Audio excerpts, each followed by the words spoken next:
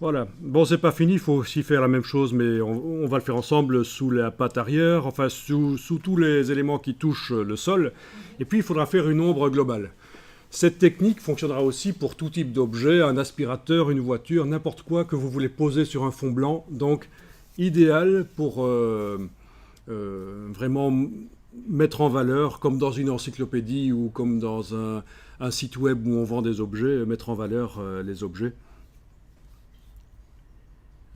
Cet exercice, en général, quand je le donne à des groupes dans lesquels il y a des photographes et des graphistes, la différence de résultat est assez époustouflante parce que les photographes obtiennent des résultats tout à fait foireux, ça ressemble à rien du tout. Des gros vers de terre noire et les graphistes, ils arrivent à faire quelque chose. Donc c'est une question d'habitude avec la chose graphique en fait, parce que c'est du graphisme ici. Avec l'habitude, ça vient.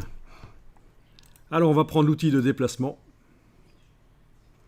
et le contenu de ce calque, on va le déplacer en enfonçant la touche Alt. Donc dès qu'on enfonce la touche Alt, on voit que le curseur change d'aspect avec l'outil de déplacement pour dire qu'on va faire une copie.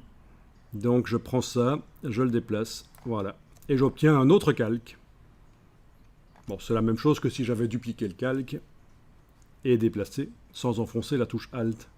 Ce que je vais faire ici d'ailleurs. J'annule.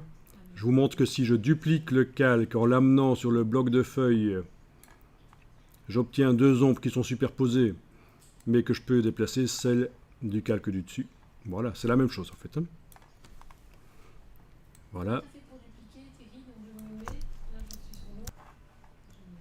Bon, là aussi, on peut redimensionner si on veut. Un commande T, donc édition, transformation manuelle, et redimensionner.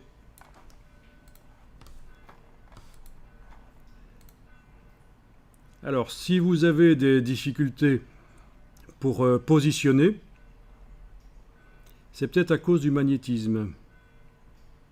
Et des repères aussi, des repères commentés.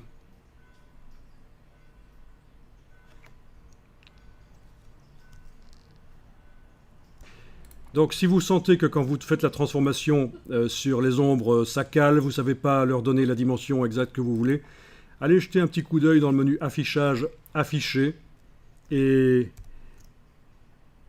décocher repères commentés. Voilà. Affichage, affiché, vous pouvez décocher le repère commenté, parce qu'il y a un magnétisme sur les repères en fait. Donc menu affichage, affiché, décocher repère commenté. Et du coup, ça va être plus facile pour arriver à positionner les ombres comme vous voulez. Je vais enregistrer le fichier, on n'est jamais trop prudent.